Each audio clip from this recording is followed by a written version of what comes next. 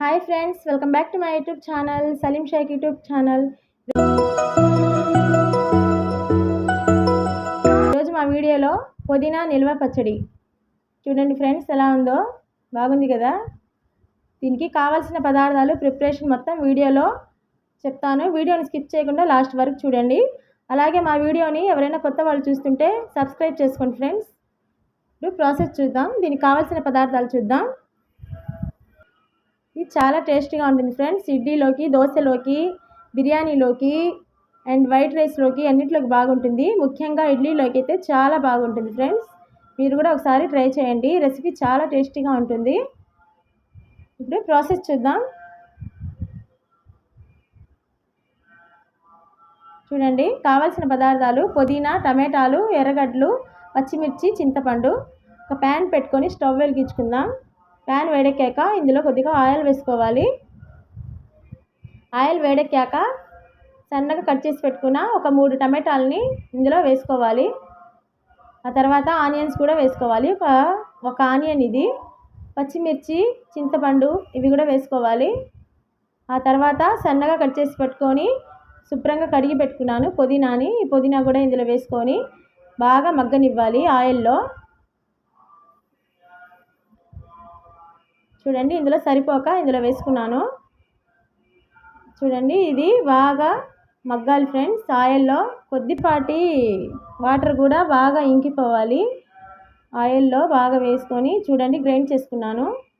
Grind చేసుకునేది కొద్దిగా miss అయింది వీడియో. ఏం లేదు ఫ్రెండ్స్, అది మగ్గాక గ్రైండ్ చేసుకున్నాను. ఇప్పుడు దీన్ని తిరగమాత వేసుకుందాం.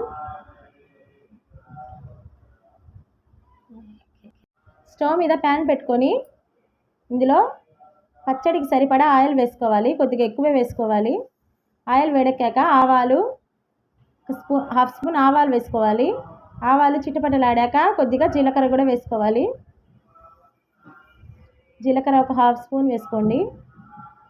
మినప్పప్పు, పచ్చెనగపప్పు, కరివేపాకు వేసి మూత పెట్టేయండి. ఇలా చేయడం వల్ల ఆయిల్ అనేది మన మీద పడకుండా ఉంటుంది. 4-5 వెల్లుల్లిపాయల్ని కచ్చాపచ్చాగా దంచుకొని వేసుకోవాలి.